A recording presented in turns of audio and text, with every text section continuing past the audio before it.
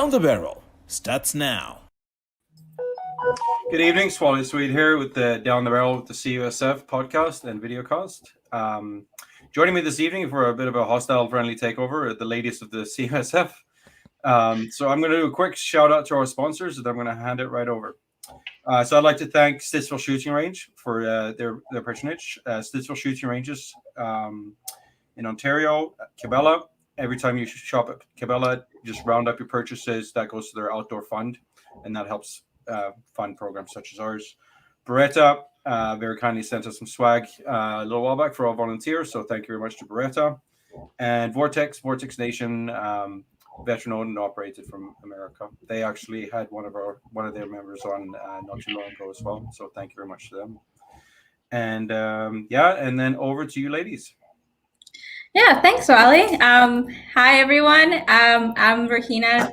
I'm the director of the women's program, and we decided it would be a fun idea just to take over the podcast for one episode, right? So I'll introduce all the ladies quickly. So from Lady Guns, we got Deneen Tomlin.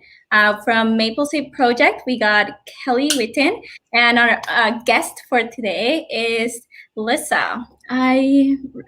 Sorry, I can't. How do you pronounce your last name? Roper. Lisa Roper. Lisa Roper. And it's an honor to meet you. Very excited to have you here today. So I guess for the beginning, we're going to get started with just kind of celebrating the fact that we get to get back outdoors. You know, the restrictions are easing up in pretty much all the provinces and things are opening up. And we want to celebrate getting outdoors, getting shooting, or if you've never gone out shooting or doing any sports related to shooting, just maybe this might be the time to get started, right? So each one of us kind of did a little bit of research about what's going on in our area, and we'll talk about that. And if you're from our areas, hopefully you join a club or get back out there. And I'll also talk about some of the university clubs that are going, what's happening with them, and the events that will be happening, right? So let's get started with Alberta. Deneen. All right, excellent. Thank you very much, Regina. And I love joining this group of ladies. So I'm excited tonight to share a bunch of things. So a little bit about what I've been up to, because we are excited that there are some events and activities. I participated in a 3-day pistol course with John Zerka Tactical Performance. We did everything from fundamentals to shooting on the move. I posted some videos, lots of fun. I encourage people to take those courses, and I was the only lady there, of course, but it was open to anybody. So it was at the beautiful Buffalo Target Shooters Association in Kananaskis. I'm sure that our lovely guest, Lisa Roper, is going to talk about what her and I did on the weekend. I was so privileged to be invited by Lisa to help her put on her first ladies introduction to rifles course, the women's perspective, and we did that in Stettler, Alberta. So I'll let Lisa talk about it, but it was amazing and awesome and empowering, and there's a whole bunch of women out there who are going to go get some rifles. I'm pretty sure about it. I've got an upcoming shotgun coaching workshop and a range safety officer course at AHIA in DeWinton, and a 2-day tactical shotgun course coming up at the Calgary Shooting Center. Those were both deferred from COVID, so I'm hoping they're going to come up, as well as my archery fundamentals for hunting, that is TBD. So upcoming in the province, we've talked about it before, the Ladies Learn to Shoot. That's Sporting Clays, Shotgun Sports at Silver Willow. That's been Sundays in June, and I've had the privilege of helping out. And upcoming is their Junior Learn to Shoot. That's Sporting Clays, again at Silver Willow, and that's Sundays, I believe, in July. It was in May, but they had to reschedule it.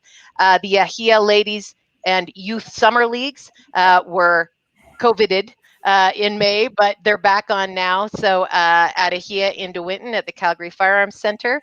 I know that Kelly's going to talk about Maple Seed. We've got one coming up, I believe, in October at Buffalo Target Shooters Association. Yeah. And I couldn't even begin to list all of the clubs and activities, but I will tell you, we've got Trap Skeet, Sporting Clays, 3-Gun, Steel Challenge, IPSC, IDPA, Cowboy Action, Precision Rifle, Full Bore, and Small Bore, all happening in the province. And that's in between all the fun and good times of us just getting out and plinking. So there are a ton of opportunities to get engaged, and you can reach out to me via my socials or reach out to other lovely ladies, and they will give you some of that information to get connected. So I hope that gets us started, Rahina. Awesome. Let's move on to Kelly, Ontario. Okay, so Ontario just opened up. It's so excited. We haven't been able to shoot, but actually, as of yesterday, Project Maple Seed for Ontario has we've launched our first event. It was yesterday, successful. We had 8 riflemen. It was exciting. So we're starting to get back up with Project Maple Seed. Some other events that are going to be happening also. We're getting some black badges that are happening for IPSC as well. And IPSC matches as well have been scheduled. Most of them have been canceled. Obviously, all of them canceled because we actually have closed all our ranges up until recently. So those are back up and running. What we're seeing is a lot of people trying to get into events and coming out shooting because they have been so looking forward just to doing something, and shooting is really catching on, or it's really popular. I've been contacted recently, I think probably about a dozen people who just haven't even tried shooting, but they're interested in it. They've been seeing some of the things that have been happening, and they're really interested in getting out to the ranges. We have some for the CCFR women's as well, women's program. We actually have some events that are going to be taking place now that some of the provinces, actually across the country, because the provinces have opened up their restrictions and that as well. So right from New Brunswick all the way over to Alberta and BC have contacted me about that as well. So that's excellent to hear as well. More women getting into shooting too. So that's awesome. Some other things that are happening as well so we're still not really getting into, they're talking about the, it escaped my mind just for a second. Anyways, okay, I'll come back to it. Some of the other things that are happening here in Ontario also. So, for example, Milcon is doing some of their events. Linda Miller and Keith Cunningham have opened those up as well. I'm going to be attending an event in October. I'm super excited about that. That is actually, it's about mental marksmanship and how we can train for that mental piece as well, so that we can have that. And some of the other things that I've been doing as well is with respect to Project Maple Seed. We've gotten our instructors up and running, and we've had some boot camps as well to get them training. So what's going to happen is hopefully with getting some more instructors in, we're going to be able to have more events across the country, but particularly in Ontario as well. So super excited about some of the stuff that's happening. Deneen, you actually mentioned all of those events. Like, for example, PRS. We don't have a lot of 3-gun, but we do have 2-gun that are happening as well. Actually, Milcon just posted an event there that they have some spots still available. So if people are interested in that, you can contact Linda at Milcon. And super excited to get out and go plinking. I'm going to be going on Sunday with the ladies so that we can train for the upcoming Black Badge as well. So I'm just so excited about this stuff. That's amazing. I forgot to put a plug in for Lady Guns. Can I say what we're doing? I forgot to do that. Funny, right? Right. So anybody who follows me on social knows I've taken on a bunch of students. I've got the most amazing women, and I don't know why there's so many lefties showing up, but I got a bunch of pistol and shotgun gals. We're bringing our ladies' nights back to the Shooting Edge, the Calgary Shooting Center, and the Red Deer Shooting Center. Lots of people asking for that, and of course now it's beautiful, so they would like to do some stuff outside. So we'll see what happens. Super excited to say that the Stop the Bleed courses. I've been part of setting up that program so that we can offer it. And so stand by, that might be coming online soon. And Lady Guns Live went away for a little while, so we'll be bringing that back online again to connect ladies. And the most recent one that's not a Lady Guns piece, a lovely lady I met at a salmon arm who's as excited and into firearms and hunting and angling as we are, has a program called Ignite at the Salmon Arm Fish and Game Association. And I checked it out on their Facebook page. I have to call them. It looks really, really exciting. So for anybody out in that area that has access, check out Ignite. It looks like it's going to be fun. So we were talking about Stop the Bleed. Stop the Bleed is available across the country, here in Ontario as well. I know that there's a couple of people that do it here in Ontario. So if people are interested, you can contact me as well, and I'll put you in touch with those people. So yeah, it's a trauma care course, and if anybody's involved in firearms, I highly recommend finding it and taking it. It's a great course. Plugging holes. It's all yeah, true that. Yeah. Okay, sounds awesome. Thank you, ladies. So I guess I'll talk about actually the Lower Mainland. So I've kind of mentioned it before through some of the podcasts. I've recently moved to Vancouver, actually at the beginning of the like before the pandemic, so January 2020. So I just haven't had the opportunity to really get out or do anything for obvious reasons, right? So definitely excited that everything's opening up. So decided to look into what's open in well, it has been open, and like which ranges are near the mainland, the Lower Mainland. So I kind of compiled it, and I have 5 main ones that I looked into. And we got the range Langley, which is obviously located in Langley. It's an indoor range. They have rentals for you, so you can rent handguns, rifles, shotguns, I think as well. They rent you. You can buy the ammo from there, targets, everything you need. It's there for you. It's very beginner friendly as well. Very affordable pricing that I could see. I'm highly thinking about going maybe this weekend or next weekend, depending on how I'm doing with schoolwork. But definitely want to get out and do one of those. Drag my boyfriend with me, maybe. We'll see how he wants to, right? Yeah. Sorry, I have a question for you. Are you able to transfer or go to different areas in BC yet, or is it just in your area that you have to stick with? It's open. We can go transfer. Okay, cool. We can go traveling to other areas. It was so nice. Got to go hiking this weekend. So finally got out of the downtown area, right? So finally getting outdoors and doing stuff, having fun. So yeah, definitely you can travel if you want to go to a different one, right? So yeah, it's awesome. And then there's another indoor range if Langley's too far from you. There's one in Port Coquitlam, so it's called DVC Ventures, the Vancouver Gone Range. Same thing, they have rentals for you, super beginner friendly, very, very affordable pricing as well. So whatever suits your fancy, right? Whatever's closest to you, you can go to. And then I got 3 outdoor ranges. I'm actually like very intrigued about one. Hopefully it's actually not too far from me. But we got the Vancouver Gun Club. It's located in Richmond. It's a shotgun facility mainly. It's just for trap and skeet. The only downside, I guess, is you do have to have your own firearm for that one, so they don't have rentals there. They are open on Wednesdays and weekends. So they have, if you go onto their website, they have the days that are open and any future activities that'll be happening. I did look at all the websites, see if any of them have any events coming up. A few of them actually just happened in June, so looking forward to see what events they'll have in July and August now that they can host events, right? So we'll see what they can come up with. And then the next one we got is Port Coquitlam and District Hunting and Fishing. So this is the one I'm actually really intrigued with. I told my boyfriend we might have to go get a membership here.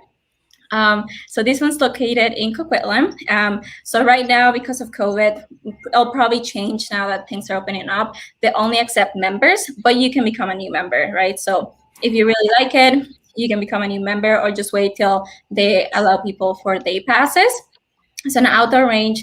They have 200-meter rifle range, archery, and trap and skeet. They have a total of 10 different ranges. So a lot of diversity, different sports you can try out. So, and they have archery as well. So if you're not into shooting and you want to try archery, might be a good one for you as well. And the last one that I found is Thompson Mountain Sportsman Association. This one's at Pet Meadows. Also has rifle, handgun shooting, trap and skeet, and also has archery. This one's open every single day, which is amazing. So if you're working on the weekends and you can only go there in the weekdays, they might be a good one for you. And they do have day passes for people that are non-members. So you just want to go try it out for the day. Very affordable for you to go to. I think it's only like 20 or 35 bucks per day. And you can go and try their facility as well. So very exciting. So like I said, I'm thinking about going either this weekend to one of the indoor ranges and maybe try some handguns as well. Can't remember last time I shot a handgun at all. Like it was before we moved here. It was in Alberta, right? Wow. So yeah, definitely excited to get out there. You need to go. Yeah. Yes. Sounds like you've done all your homework. I'm like so amped up. Like I need to go. I need to shoot something. Get out there. Yeah. Right? Like you just need to. Yeah, just go get those memberships that you were talking about. Yeah, indoor. Yes. That's awesome. Yeah, definitely have to. Yes, very, very excited. Super happy that I can go do this now, right? And before I forget, let's talk about the university clubs, right? So obviously, because of COVID, they had to cancel a lot of the events, push them back, and a lot of them just couldn't run at all through the pandemic. But it's nice to see some of them trying to get back out there, right? So the University of Calgary actually has 2 events coming up. One is in July 11th, and the other one's in August 1st. They're both trap events at the Ahia gun range. So if you're in the Calgary area, you're a student, or even not a student, they accept non-university students. You just have to become a member for them. When you sign up for the event, you can also sign up for a membership as well. Very affordable with the universities. You don't need your own rifle or anything. They have rifles to lend you as well, so you can do that. And then also the University of Windsor in Ontario. So they're doing their best to try and get some events going in July. Nothing set in stone yet, but keep up. If you can go to their Facebook page, you'll be able to see when they finally post the events. But I've talked to all the guys from the clubs, and they're all very excited now that they can start having events, right? So very excited to see the clubs having more events and see how it goes through the summer. So yeah, so those are kind of like the 2 that I really got more the specific information from. But yeah, all the clubs are excited, just ready to get back out there, right? Everyone's just excited to get out there, just do things, right? Especially in the sports of shooting. So definitely very happy to see all of that. So for those people that are interested in the trap events, the DeWinton Club is south of Calgary, about 15 minutes from the southern limits of Calgary. So really not that far to get out to. And it is a skeet, trap, and 5 stand plus an archery range. And they are bringing sporting clays online. So it's a real nice shotgun facility in the south end. So yeah, because DeWinton is a tiny little town. So it's really easier to find to say south of Calgary. So yeah, no, exactly. Deneen, I had a quick question here from Nate. Yes. I'm going to read it for the listeners. Who offers the Stop the Bleed in Edmonton? In Edmonton, I don't know who offers, but I can get back to Nate and find out. The Stop the Bleed courses are offered both between the firearms community, and then also we have universities that have offered it on campuses, and we've also seen, of course, the healthcare community offering it. So specifically, I don't know who's offering it in Edmonton right now, but if Nate wants to send me a note, I will find out what direction to send them. So I can be found at Lady Guns on Instagram, so find me there. Lady Gun YYC. That's your handle right there next to your name, right? YYC. Yes, it is. Perfect. Yeah. Thank you. I did actually want to talk about both Crumlin and Stittsville, about the CUSF Maple Seed events that are going to be happening this fall as well. So I just wanted to give out Stittsville. I know Stittsville is the sponsor of the show as well. So the Stittsville range. So we do have events that are going to be taking place. We are going to be modifying them though for both Stittsville and Crumlin, because we will be able to add extra people to the line now, it looks like. So we're going to be opening up. So I'm going to modify that and send that out. So the universities that are in those areas, like Western, as well as Carleton or Ottawa U, they can actually attend as well. So Okay. What would be the best way to keep track of Project Maple Seed events? So you can actually go online to projectmapleseed.com or Maple Seed Rifleman. You can even email me at info@mapleseedrifleman.com, or even just go to the website and click on message and it comes to me as well. Or you can send me an email at kelly@mapleseedrifleman.com. And we are on Facebook. We have a discussion group as well where we like to talk about guns and, marksmanship, and maybe even what gun they should buy, or different things like that. So you can go and do that on the discussion group, but you can also actually check out the official page for Project Maple Seed. The events are listed there.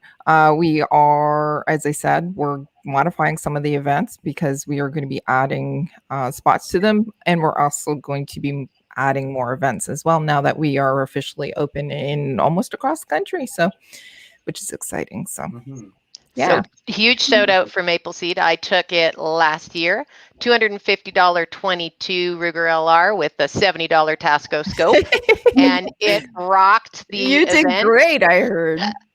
It was amazing. It was such an eye-opening experience, learning about positional rifle shooting and natural point of aim, and good fun. And the instructors were absolutely a barrel of laughs and an ongoing comedy show in between all the really important stuff. So totally recommend it for anybody, whether you've shot a rifle never before or you're a hunter and you just want to learn and understand more about some of these great things that make you a better rifle shooter. So big shout out for you guys at Project Maple Seed, Kelly. Well, thank you. It's all about the fundamentals. Get the foundation, and then you can actually take it anywhere that you want.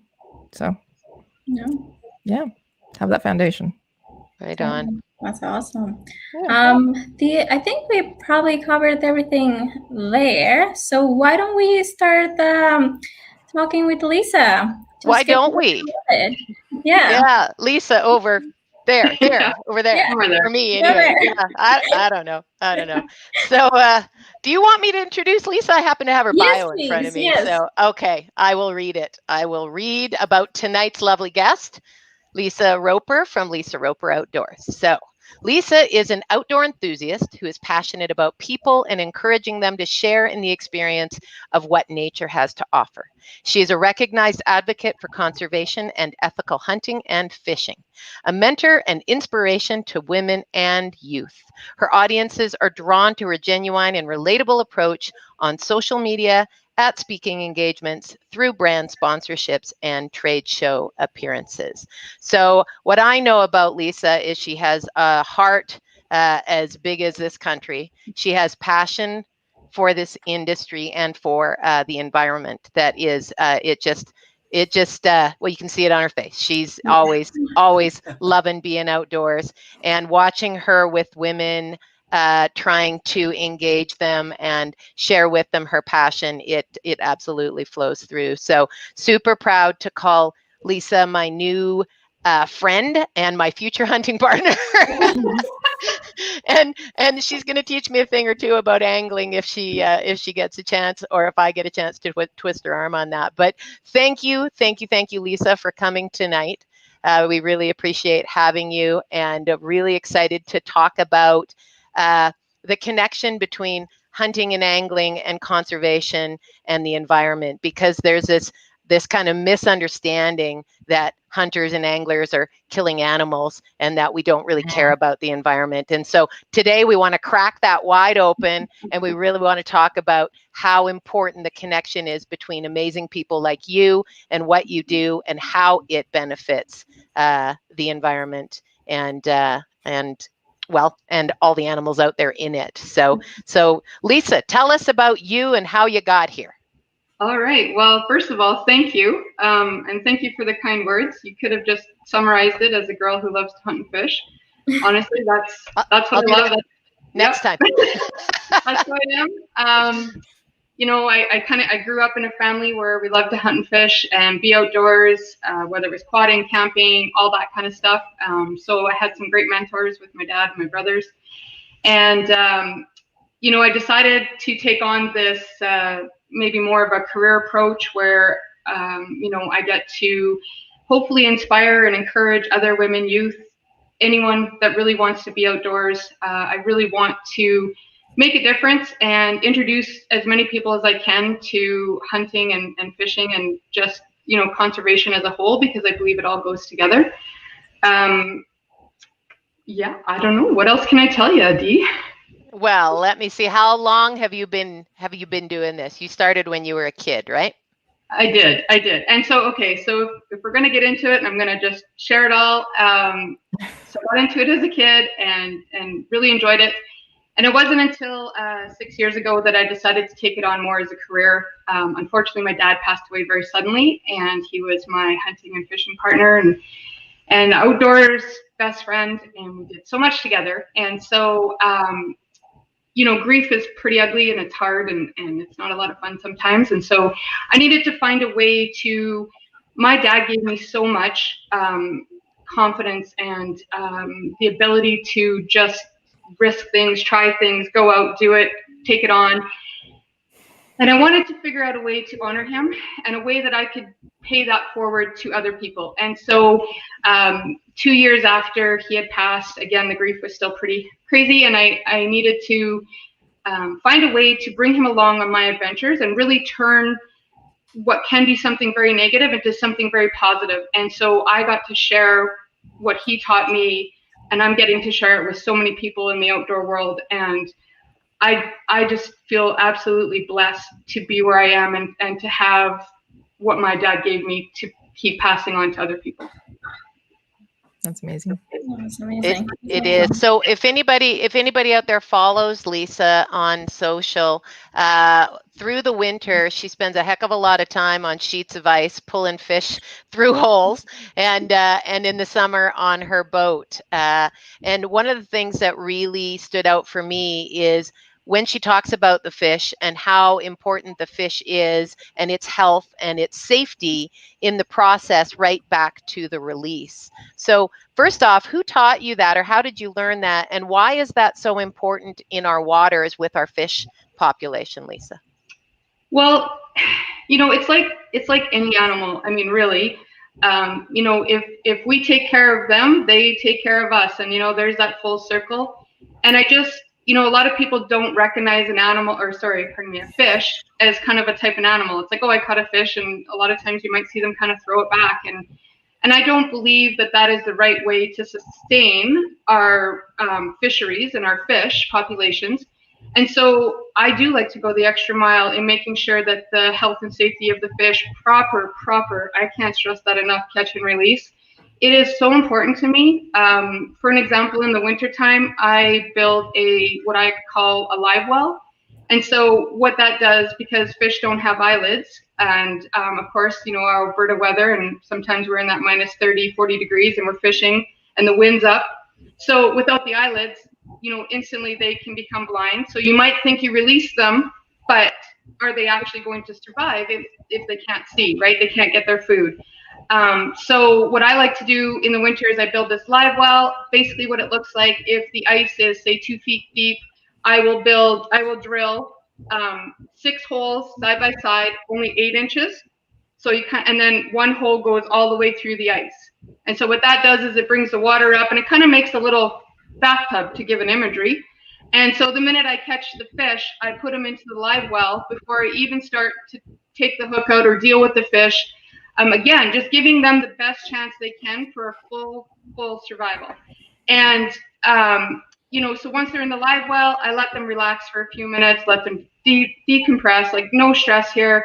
Take the hook out, give them a few minutes, and once they're ready, which they'll let with that their tail, the way they like to sway back and forth, they're telling you they're strong, they're ready to go, and then they're released back down into the depths of the water. So just so important to conservation and giving back for future generations.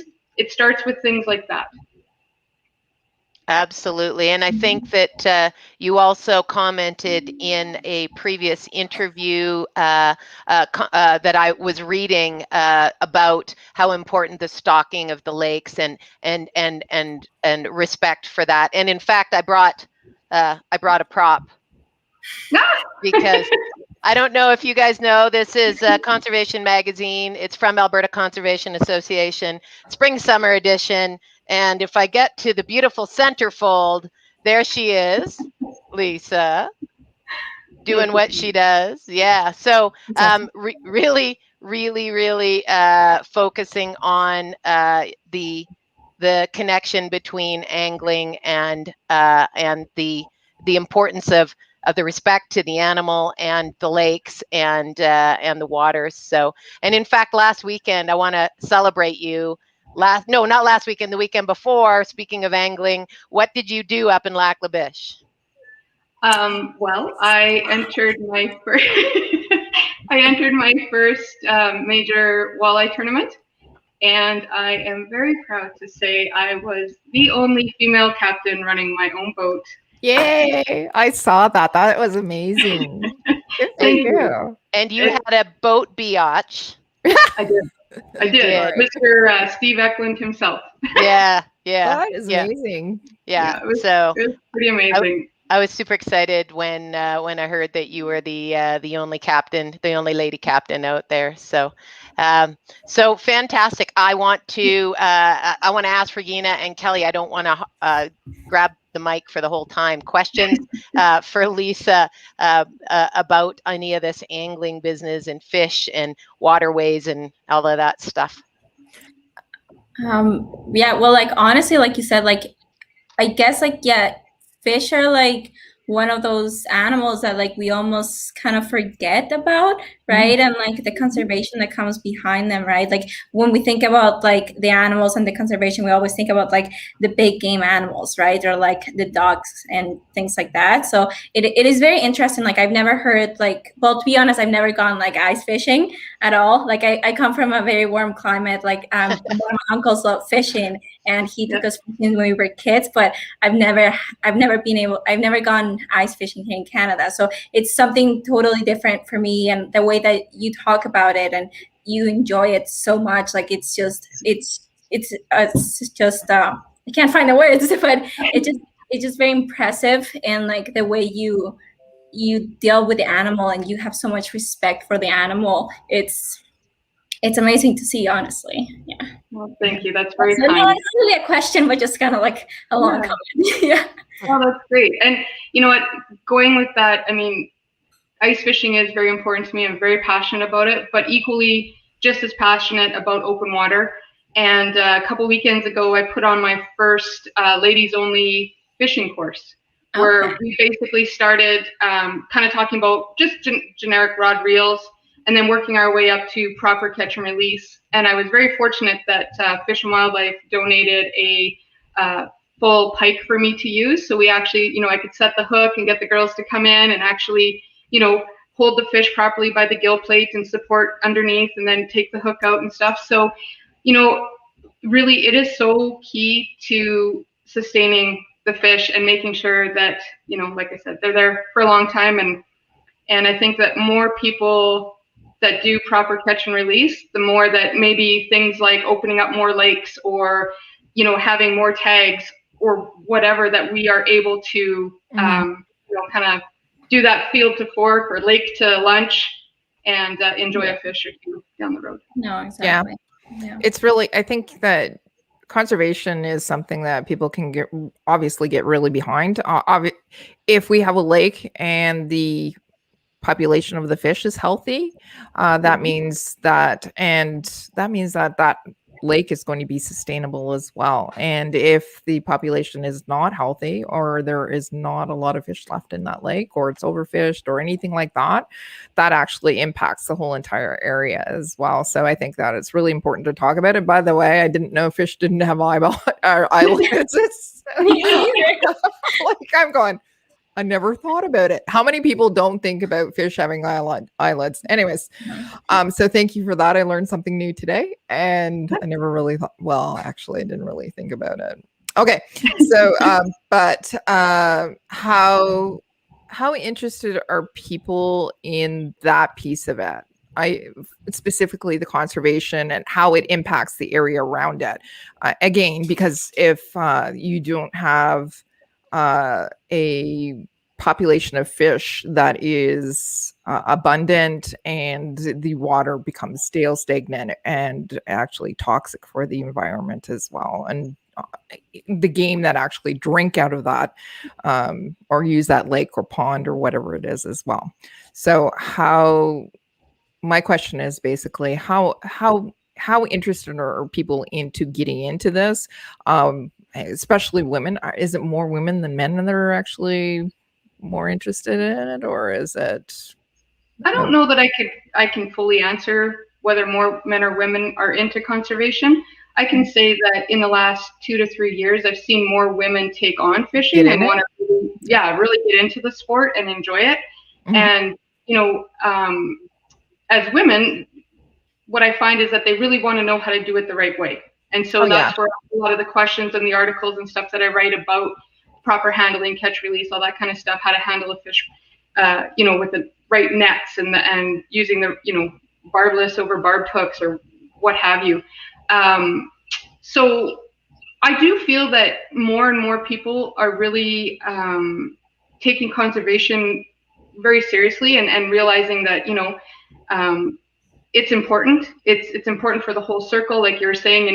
If you got to have the right water and clean, and you don't want to have dead fish up on your shore, and the big game that are coming in to drink the water, all of it, right?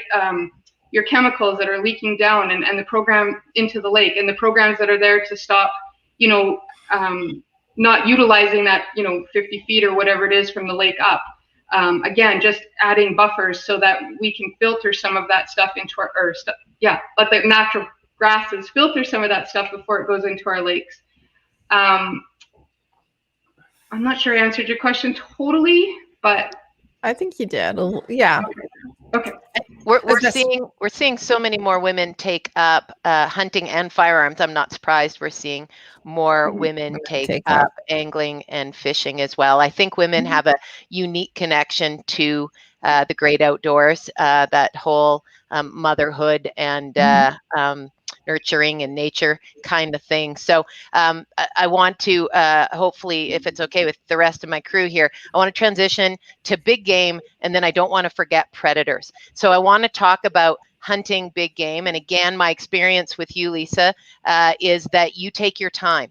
You don't go out and just put something at the end of your rifle. You watch it, you help it, you nurture it, you've got acreage and access so that you actually are making sure that there's a healthy animal out there. So explain to us your connection and how that process works for you.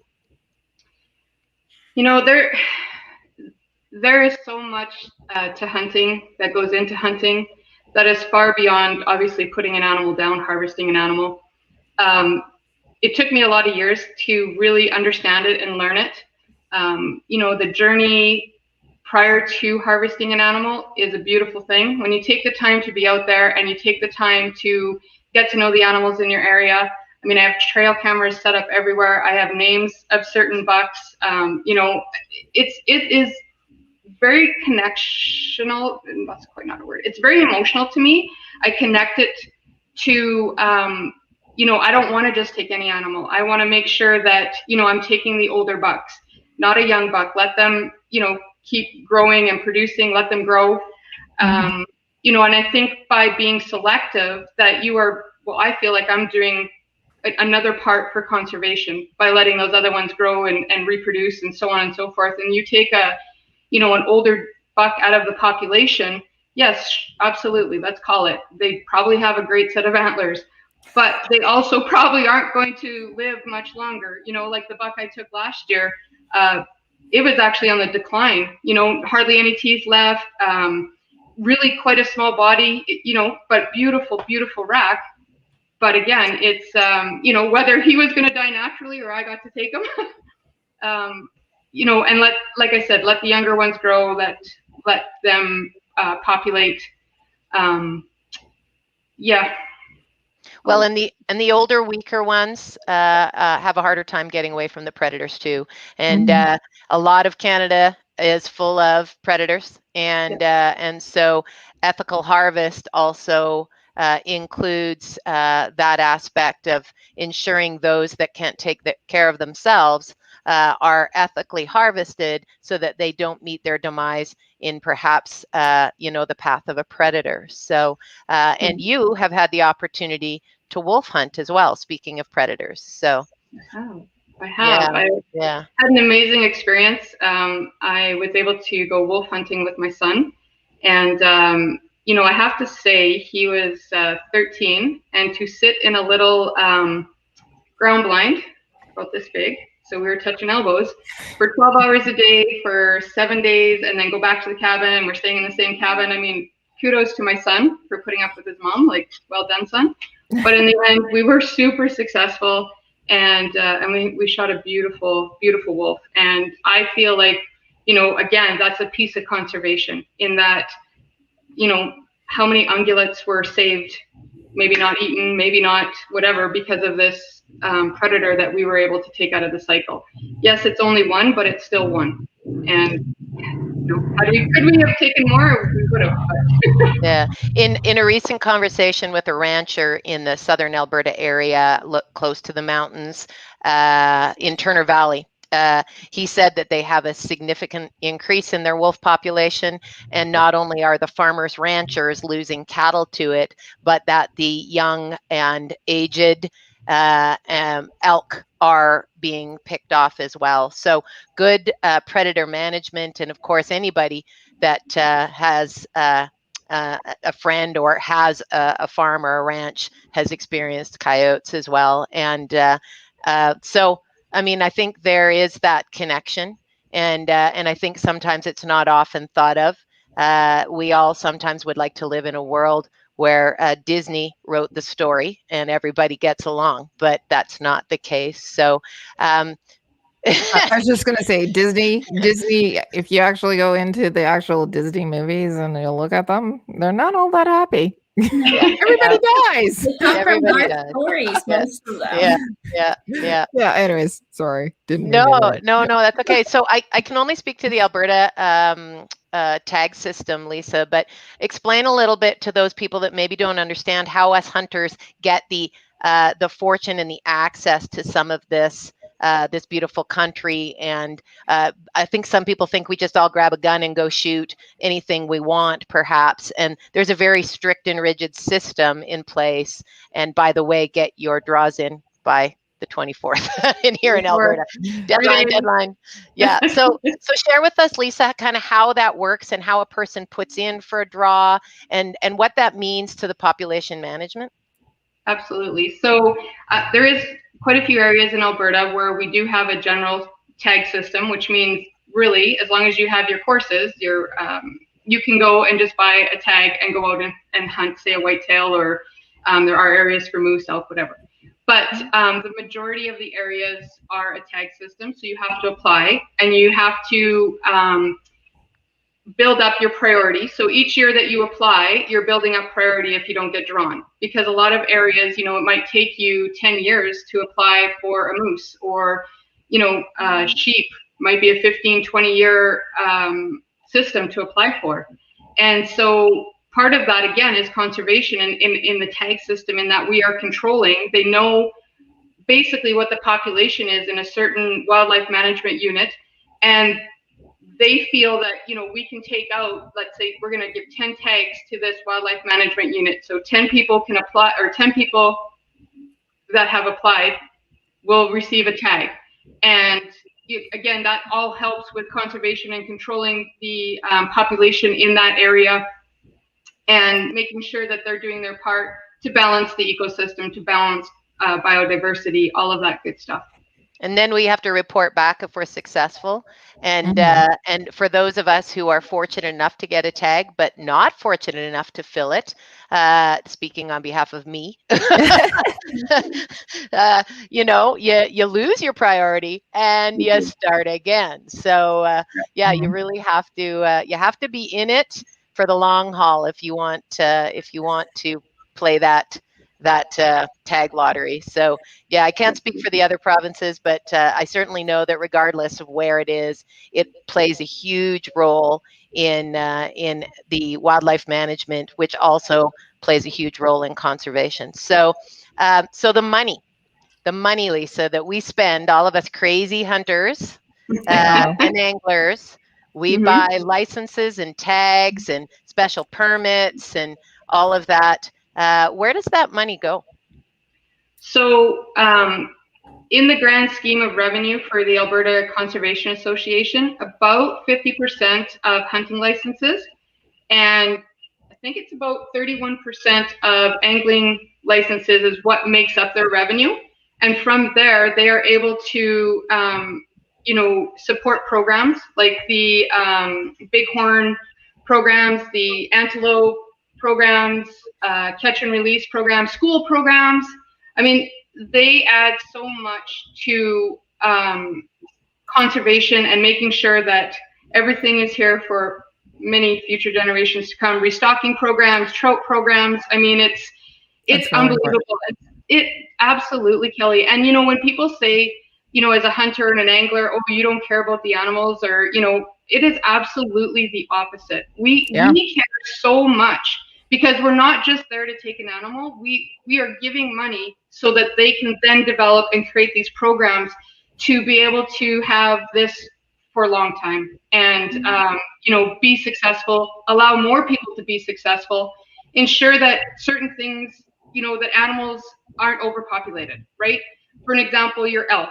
There's some areas where they release way more elk tags because they are a problem, right? They're destroying crops. They animal-borne diseases, right? Like we all know about chronic waste management, those kind of things. So again, by buying your licenses in all aspects, it really does contribute to making your province better in the hunting and fishing world.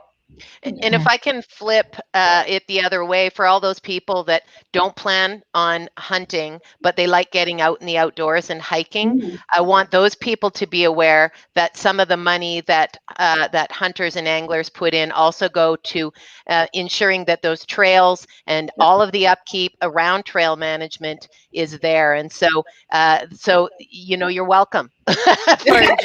Because we put an absolute ton of money in, and it's used to maintain and upkeep all of the access to the beautiful outdoor spaces. So yeah, and not everybody has to become a hunter and angler.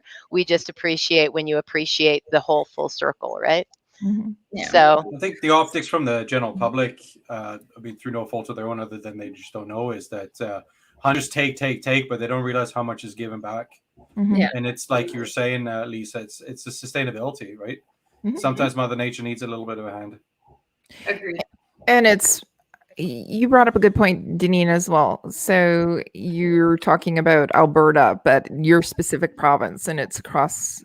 So each province is different. And Lisa was talking about number of that are.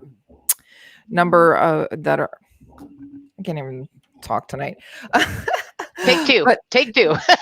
Anyways, we all go and we apply for these, and they're issued, but it's specific to those areas. But each province is different as well, and the way that they have the lotteries is also managed differently as well. But you're right; it's based on the animal itself, and also the need as well. I know that New Brunswick has introduced, first time ever, they have a turkey hunt. They've never had a turkey hunt before, so which was exciting this year, by the way.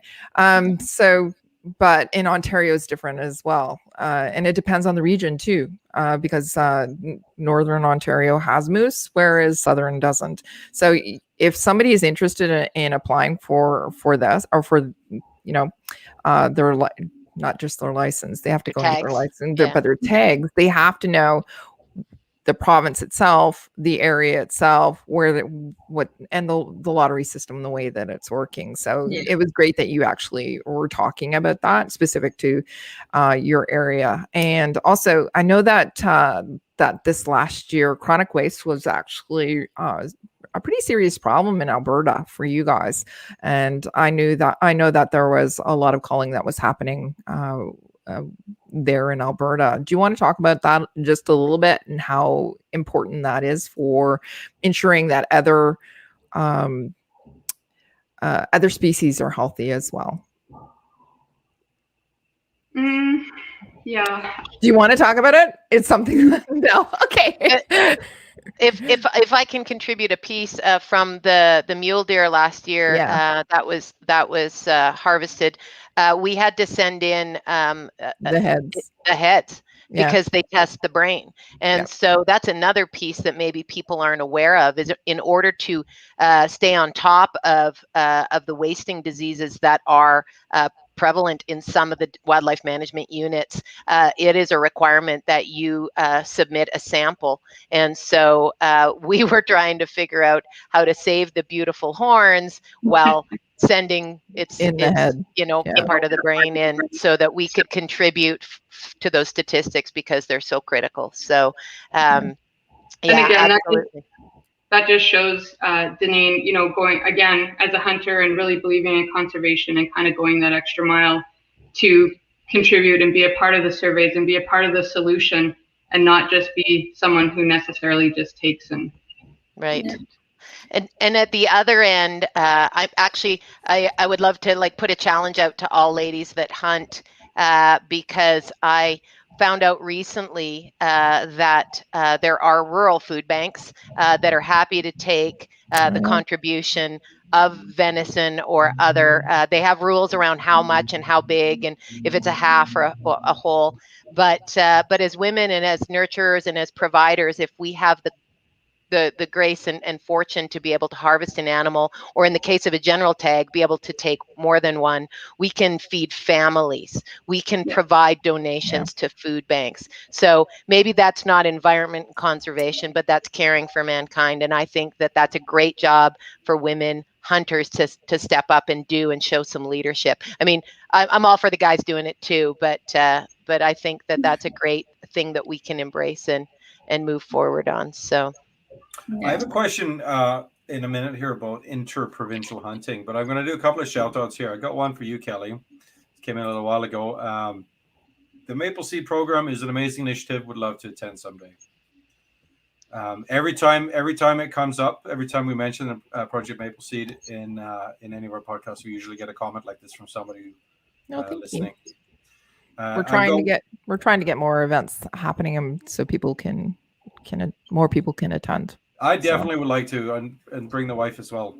Bring it to Vancouver. We're both from this area, so there's one here. We'll be there. All right, we do have somebody that's in BC, a new shoot boss, and he's in the Kamloops area. Yeah, I know that he's working with Casey over there at Lady Guns as well. So, but that's one of the reasons why I asked about are you able to within? I think it was it last weekend it opened up, Marina?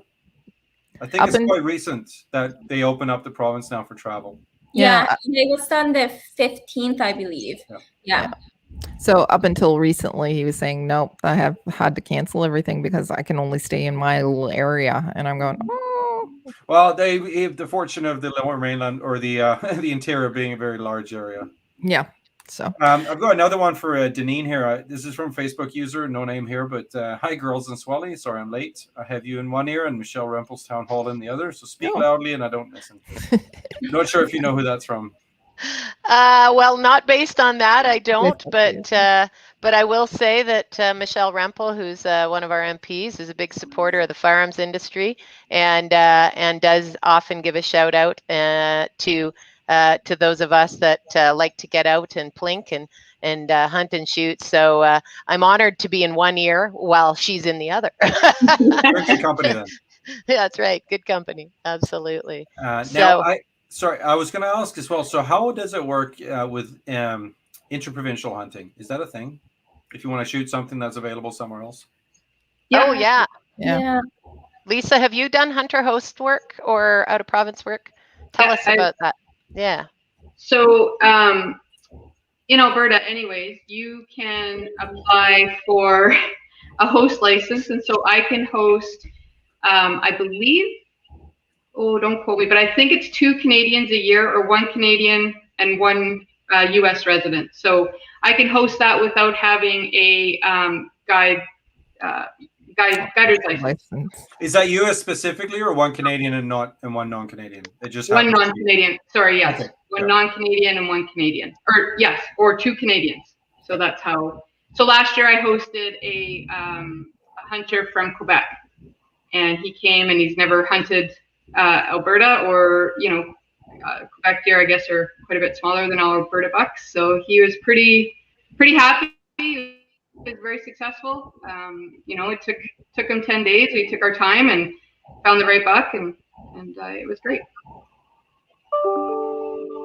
And in that tag lottery program, there are for guide outfitters, there are an amount that are set aside for people to come from out of country.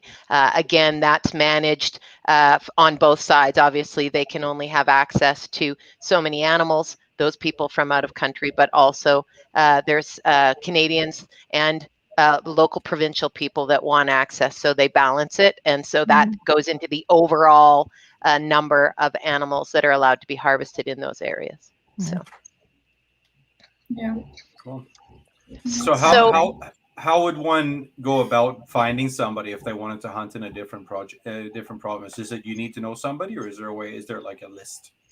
I'm not aware of a list.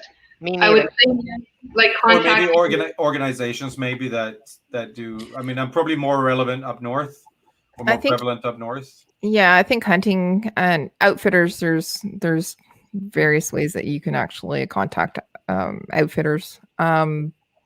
Yeah, I think, but you also have to figure out what game you want to hunt as well.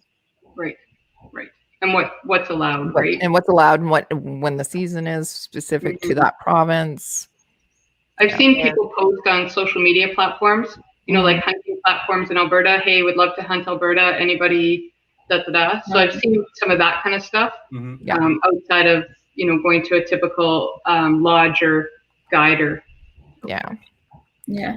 No, it's nice the easiness that we have nowadays with social media, that you can connect with people from any part, right? And we're in a way we're very lucky to be able to have that because of the pandemic, we're able to connect, right? Like we're literally having a conversation, all of us, and we're all in different parts of Canada, right? So.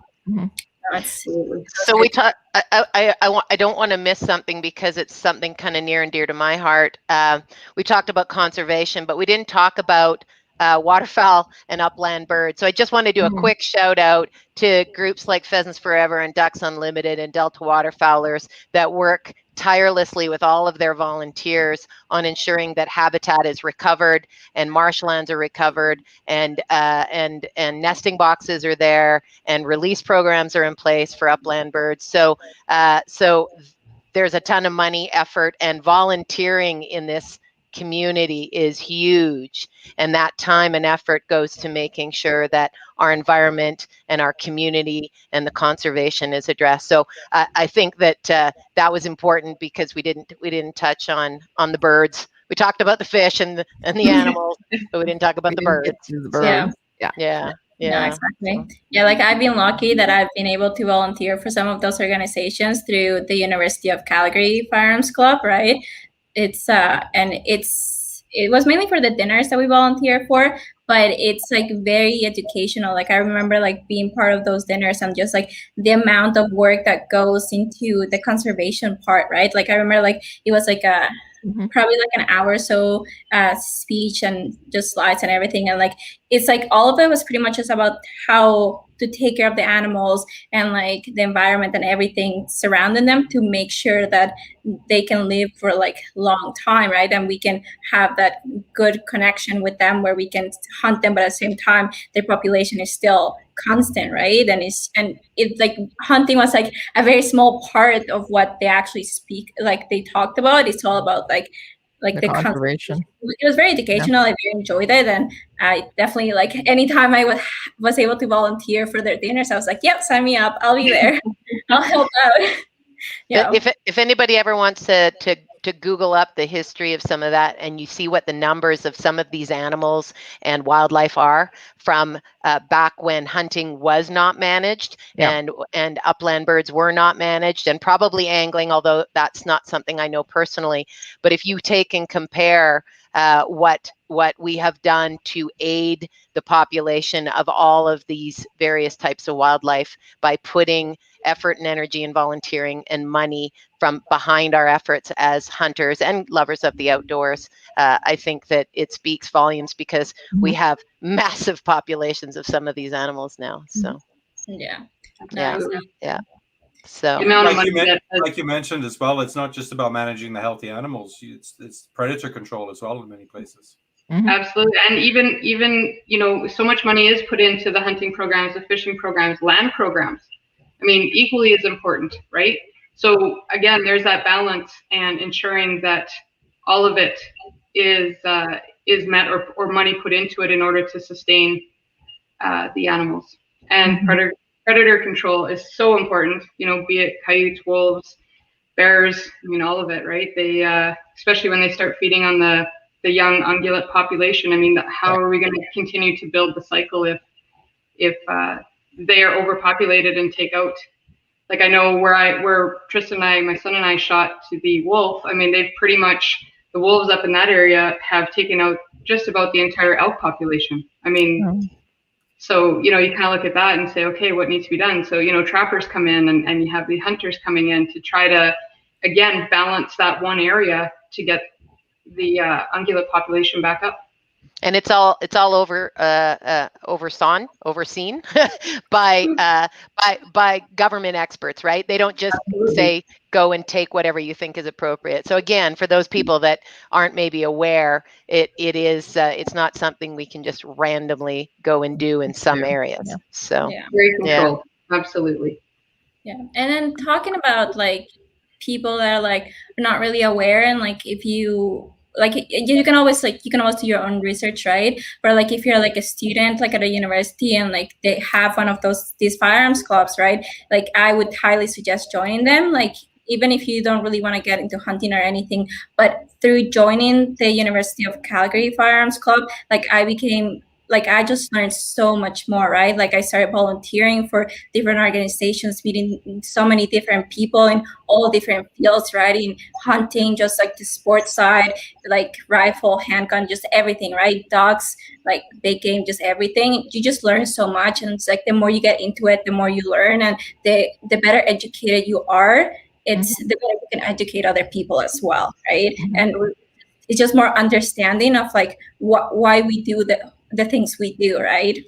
So and you know, to the shooting community, I mean, that's one of the first steps to doing your part in conservation, right? The better hunter, or the better shooter you are, obviously the better hunter you're going to be, less chance of hurting or harming the animal, not being able to recover your animal. So hey, I think it's great. The more you shoot, the better chance of survival in the cycle again. And I love what you said, Regina, and it was something Lisa said on the weekend at the ladies' rifle course, is the more they know and the more that they take the time to learn and understand, we are making advocates that are going out there and talking about things from a place of understanding and confidence. And so we have 10 ladies as of the weekend that are super excited and keen and want to learn and want to take on more things. And Lisa, you left such a great message with them about and empowered them about taking the next step. And we had one lady who owns a ranch, and she said, "I think I can take care of that coyote that's hunting my farm cat now." Awesome. She was very excited. She had the confidence to be able to take that on. It's a comment that came in a little while ago here as well. It was a coyote warning on the radio today for the west side of Calgary. They're coming into the city and taking pets again. Very much actually in my neighborhood as well. There was a dog taken a couple of weeks ago. Yeah, no, I remember living in Airdrie. I would see them all the time driving through those back roads. Yeah. And that is an issue when predator control isn't balanced. It's not just the ungulate population, but they start coming after, you know, the pets, the weaker, Yeah, I believe they're called urban coyotes. They even have their own name now. So. Yeah, we see them. I see them in my city all the time. Got another one here. Wildlife management, but groups like the Saskatchewan Wildlife Federation that I've been a member of going back to the 70s are the reason why the whooping crane, I'm guessing that's a bird, It Yes. is. It is a That's- fabulous. Yeah. has gone from nearly extinct to flourishing again. We all did that. Not any Yeah. government organization. Keep up the good work spreading the word on conservation. Ah, That's cheers really you. important. That's fantastic. Yeah, absolutely. And Absolutely. I can give another little, I think it's absolutely amazing because it's dear to me, is for an example, Lacklevish Lake. In 2005, basically we did not have a walleye population. And when you look at what the Alberta Conservation Association has done by restocking this, over, I believe it was 300 million fries and fingerlings.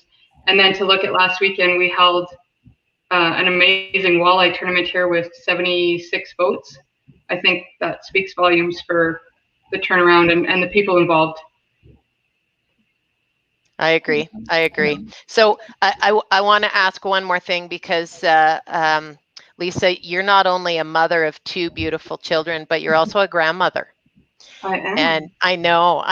And so as a mom and a grandma, what is in this whole outdoors conservation piece that you want to leave for them? What is it that motivates you? I know you take your kids out and your grandkids out all the time, but what is it you want to leave behind, especially as a mom, as a woman that is so passionate? What's the message for us ladies, for our children and our grandkids? Well, I think one of my biggest messages is to leave it better than the way I found it. And, the more we can do, the more that we can contribute and do our part, then I look forward to, I watch my son hunt and it's an amazing thing. And I think all the people that have contributed so that he can do that. And my daughter loves to fish, not hunt. And again, I look at her kids and I'm taking them fishing already. And it's amazing. It's amazing to be able to catch that first fish with the 2-year-old. And he's excited. And then I hope his kids will have it. And I hope, that the message I can give them is that take care of your wildlife, do your part in conservation, feed your family, put it on your table, enjoy it, but give back. Always give back. Yeah. I think that's an excellent message. Excellent message. Yeah. One last thing that I just always think about, about hunters, right, is the fact that we've talked about it, it's like we just have such a great connection about where meat, where food comes from, right? And going to a grocery store, you just have that disconnect. You don't know where the animal comes from. You don't know how the animal lived, in what environment it lived in, right? You don't know any of that. You just go to the store, you look at a piece of meat, it's just oh, this looks good, I'll buy it and take it home, right? But for hunters, the interaction is completely different, right? We have to get the tags right, to make sure we have the proper training, the proper firearms, ammunition, just everything, right? Figure out when we can go out hunting, right? Which areas we have to go hunting to, which type of animal we can actually hunt, right?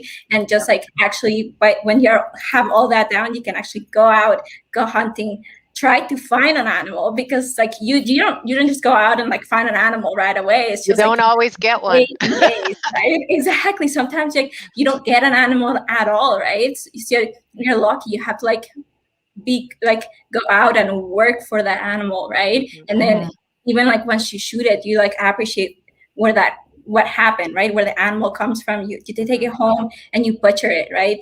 You understand the whole process by the time it gets to your plate. And then the next step that I love is the celebration with friends, family, and other hunters of sharing your harvest. And so I got to put a nice wine and cheese platter together for Lisa back in May, and it was basically a tale of all my hunting stories. This is this kind, and this is from here, and this is what I did over here. And it was for me, I was full of pride to be able to put a charcuterie platter in front of her and have harvested most of what was on it. So It was Yeah, cool. it's the conversation and everything that comes with it. Like I remember I got introduced to hunting through my stepdad, right? And I remember he would go out hunting, and if he'd come back, and then it'll be like, oh, Dad's home, like let's go help him out. And I would be the first kid out. It's just like, yeah, let me help you. What can I do? Like, what do you want me to put this animal, right? Like, how can I help you, right? And like all my siblings were like, I'll just stay playing like video games or something. It's just like, no, like this is so exciting. Like I want to help. Like I want to learn about it. How do you butcher the animal and just how you take care of that whole process, right? And then it's like, honestly, like the best burgers I've ever had in my life is just like wild meat, right? Mhm. It's so good, and it's just like just the appreciation it comes from it. So just want to Well, point that I out. agree. Yep. Celebration and sharing is Yeah. a big part of it for sure. Yeah. I think that with Lisa, what you're doing is so important, and especially from the perspective of being a female, you're role modeling this for other females. As you know, as we were saying, there's a disconnect when you can go to the store and get a steak as opposed to actually harvesting your own animal. I think that I think that we talked about it. It's like the gateway is birds and waterfowl. However, we're seeing so many more women who are taking up hunting. I'm actually a brand new hunter as well. So Adult onset hunter, I think they call that, right? I think so, yes. And it's just, anyways. So, but I think that it's really important, and I wanted to thank you for being such a wonderful role model and so inspiring as well, Lisa. So thank you. Thank you, Kelly. That's very nice of you.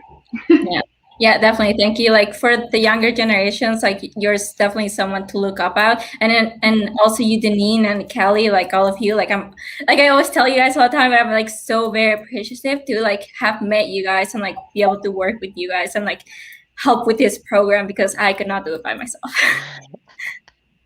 And speaking of Swally, how are we doing for time?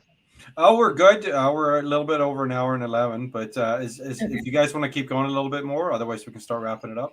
Well, I think it sounds like we were winding down a little bit there and thanking everybody, but I'm sure there's other people that need to be thanked from CUSF and the CUSF Women's Program, because I can tell you I got a package in the mail from CUSF with some patches for attending the AGM or something.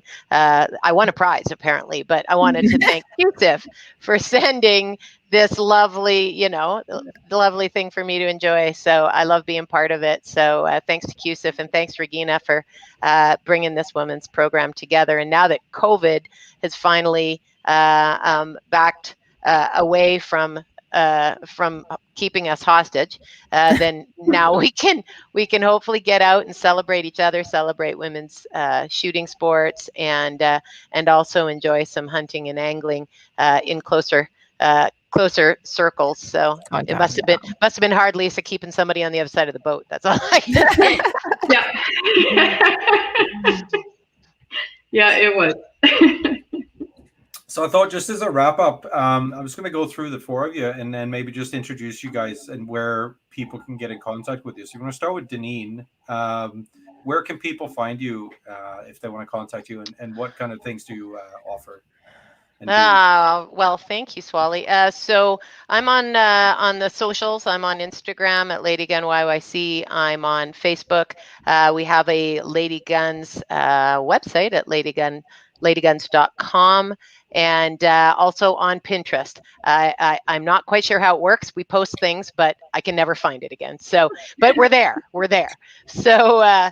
And now we've got events coming back on stream, and so you'll see those posted. And if you register for the newsletter on our website, you will get a newsletter that tells you what upcoming events we have going on. So that's how you find the Lady Guns tribe and our events, and stay tuned because we've got some cool stuff coming up, and a big shout out to all of the ladies that have stepped up to take lessons and want to become fierce firearms handlers. I'm super proud of all of them, and love working with them. So thanks for asking, Swally. Okay. Well, right, I was just going to go through Rena, but she just disappeared. So we'll go to Kelly. Go to Kelly. Kelly, Project Maple Seed. Where can somebody contact you?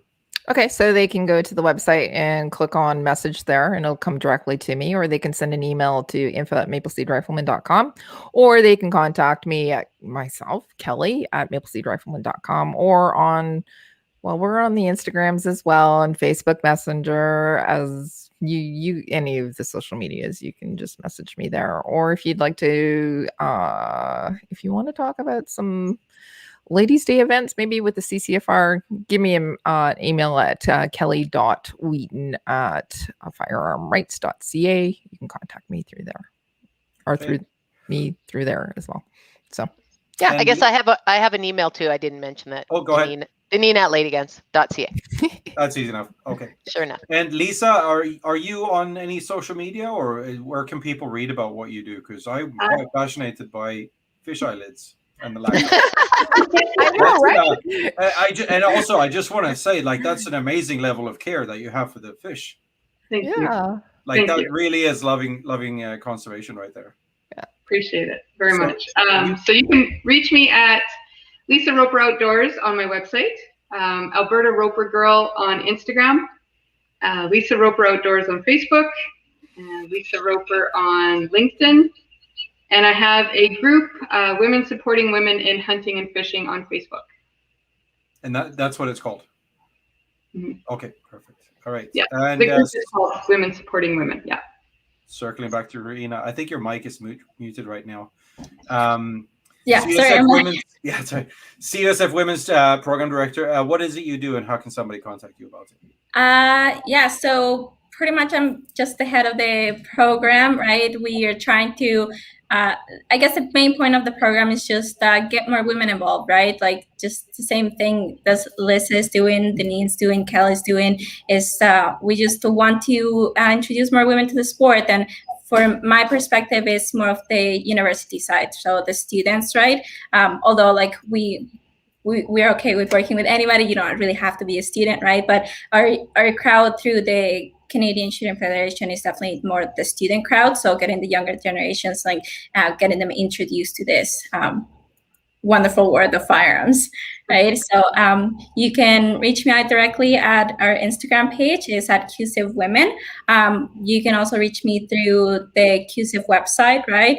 I think it's just Canadian Shooting Federation.com. CUSF.ca. Yes, CUSF. Yeah, so CUSF.com. And there's also a Facebook page that we have for CUSF as well, right? Mhm. So you can, if you don't have Instagram, you can just send message through the Facebook page or the website, and then the message will be delivered to me. I would tell you my email, but includes my last name, and I feel like that might be a little bit hard. We'll leave that one out. I should add the women's Instagram on the little ticker at the bottom. Yes. I'll do that after the episode. Yeah. Speaking of after the episode, any interest in anybody sticking around for a chat after, or does everybody have to go? I might be able to stay for a little bit. I just have salsa classes at 8:30. Salsa Oh, look class. at you go. Nice. Yeah, well, they just started off, so gotta get into it, sacrifice I can get. Deneen, Lisa, Kelly, are you guys going to be around for a few? No, I'm out. I have work to do. And you're several hours later than us as well, right? Yeah. Okay. Yeah, I'm gonna be working too early in the morning, I think. So Deneen, Lisa, or do we want to call it an episode right there? I think it sounds like it was an amazing episode. Cool. We're going to take it over again when we come up with a good plan. Absolutely. Yeah, no, I'm more than happy to host.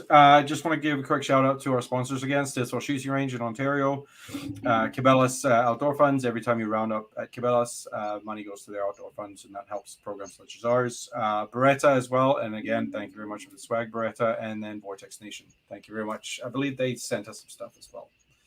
I think they provided some and they provided a prize. They provided a really nice scope, didn't they? Recently? Yeah, that sounds familiar. Vortex? Yeah. I didn't win it, but yes, they had. Yeah, they did. Neither. What happened with that?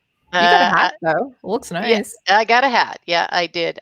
So it speaking of sponsors and Cabela's, you should ask Lisa who asked her to be an ambassador, because she's got a lovely long list, and I know they would really appreciate it if she mentioned them before we close out tonight. That's a good idea. Floor is yours. All right. Well, thank you, DeWinton. So my sponsors are Bass Pro Shops, Cabela's Canada, Spy Point Trail Cameras, Len Thompson Lures, Quantum and Zebco Rod and Reels, and Jiffy Ice Augers, and Tracker Off-Road and Tracker Boats. Oh, those are some really amazing sponsors, Aren't they?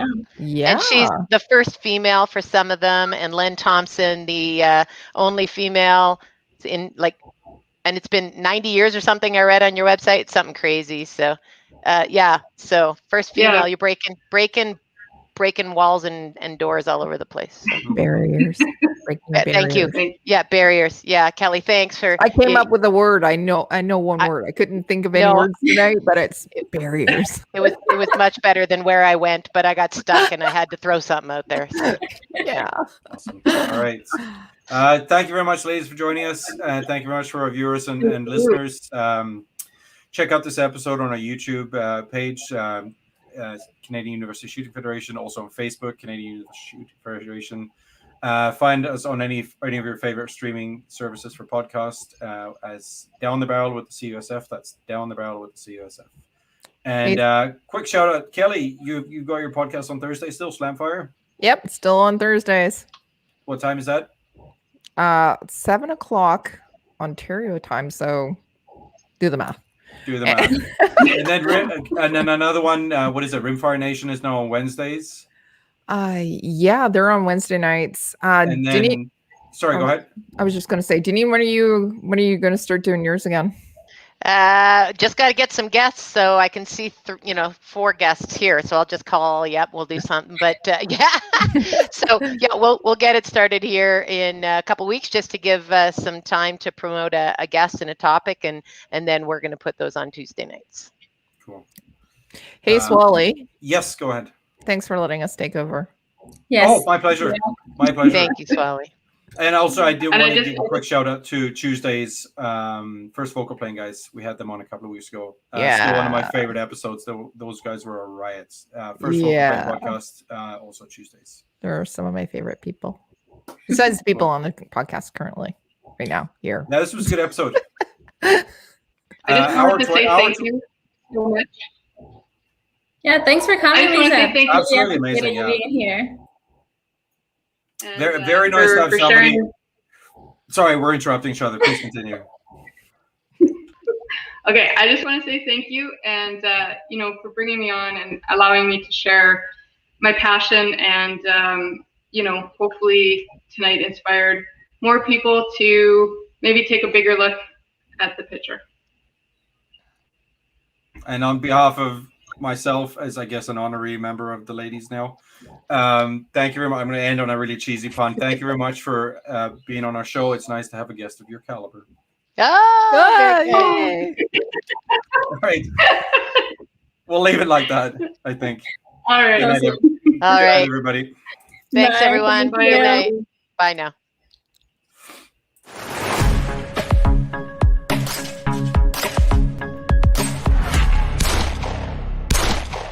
Thank you again for tuning in. We meet again on the next podcast.